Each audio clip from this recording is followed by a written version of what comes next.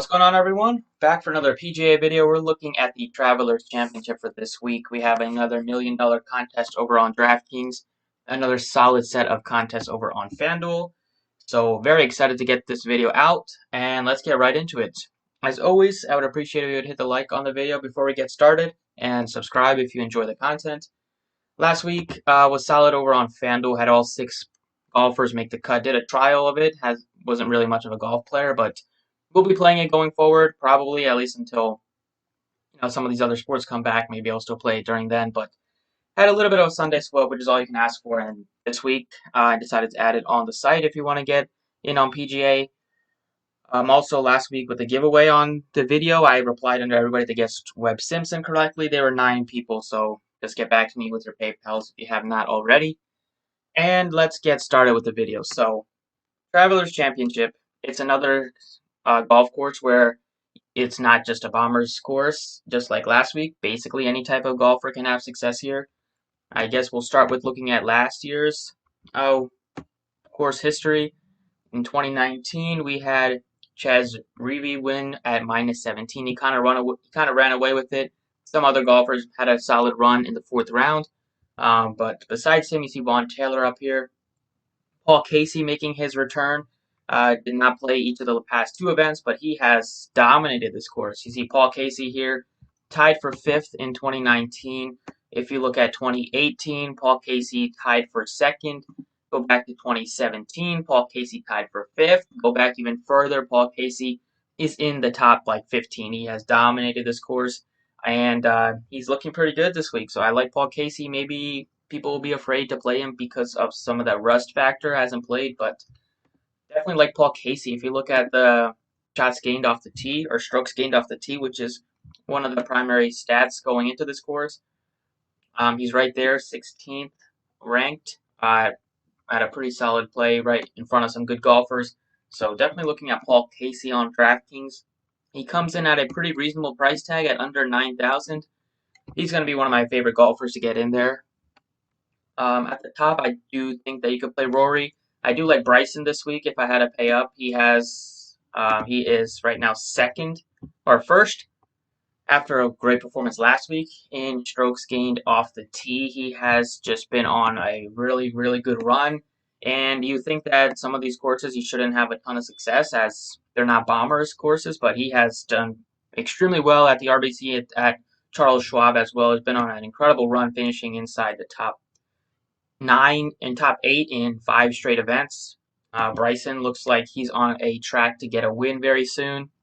Justin Thomas barely made the cut over on Friday and then had a strong performance over the weekend to finish tied for 8th.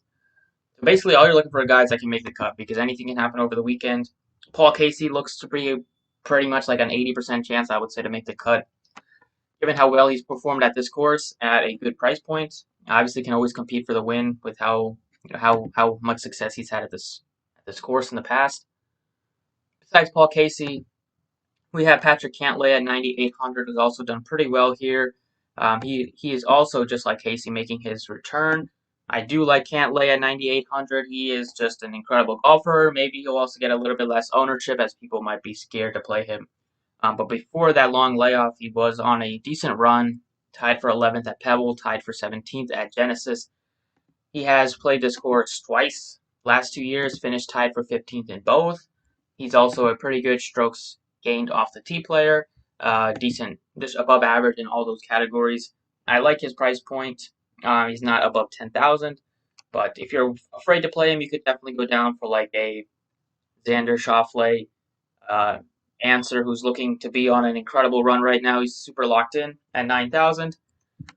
So those are 2 golfers that I like a lot if I am paying kind of a premium. For more that are in the cheap range, I like Sungjae Im to bounce back at 86. That's a good price point for him. We have Gary Woodland, who had like a quadruple bogey, which ruined his stay on round 3. Round 4 also had a bunch of bogeys, but I was at least thankful that he was able to make the cut after round 1 did not go his way. But Gary Woodland's always a decent play. He's pretty cheap this week at 8,300. You have Finau also looking good. Joaquin Niemann, I think he'll get a lot of ownership last year at this course. This is his only He's only played this course once. He's only like 21 years old, but finished tied for 5th. Had a strong performance in round 2 and a strong performance in round 4 last year. And he made the cut barely at the RBC and then had an incredible weekend, 63, 65. So he looks like he'll get a lot of ownership.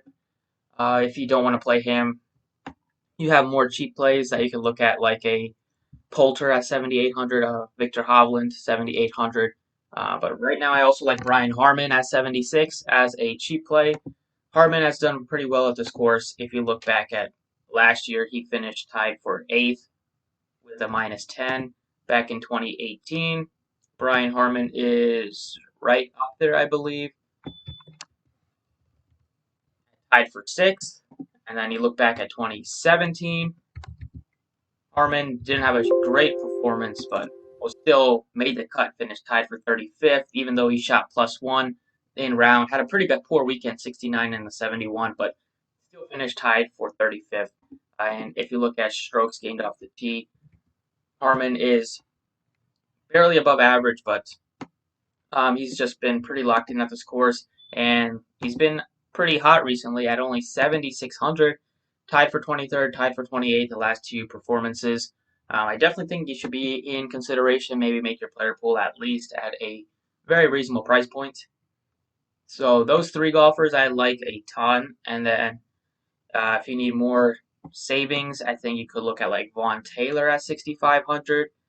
Looks like he could be a decent value. He has some solid course history here, and he's pretty cheap. I would say that he looks like a good chance to make the cut.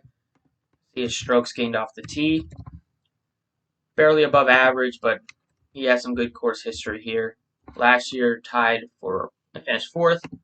2018 barely made the cut, but tied for 47th, and then 2017 made the cut, tied for 57. So as long as he makes a cut, which he has done a lot at this course, I think he looks like a pretty good salary saver. And then if you want to pay up a bit, you have to pay up for another golfer. I think Neiman looks pretty solid at 7,900, although he might be a little bit popular this week. Yeah, Finau also looks decent, but really I like a lot of those guys, and I'll probably just go with Answer, and then you can go with some value plays with, maybe a Vaughn Taylor or somebody like that. But Answer at 9,000 has just been looking really, really good recently. He had a shot to make the playoff last week. Just couldn't birdie 18. Had a good run at it, but it was like a 35-footer. But at 9,000, Answer, I just love the way he's looking right now. He is just amazing at getting the strokes gained off the tee. He's looking good in that department recently, and he is looking pretty good at getting approaching off the tee. Right now he's 29th in that department. So Answer looking like he is just locked in right now. Some of these golfers are pretty streaky. Seems to be on a very good run. So do like Answer at 9,000. So those are some of the DraftKings picks that I have some interest in. And then we will go over to Fanduel and touch on that for a bit.